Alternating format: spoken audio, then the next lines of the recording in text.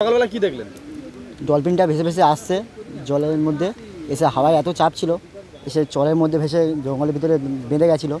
তা ফরেস্টার ডিপার্টমেন্টকে খবর দেওয়াতে ওনারা এসছে জিনিসটাকে নিয়ে যায় বলে। কি ওটা কি? ওটা হচ্ছে ডলফিন। কি নাম আপনার? আমার নাম সুব্রত হালদার।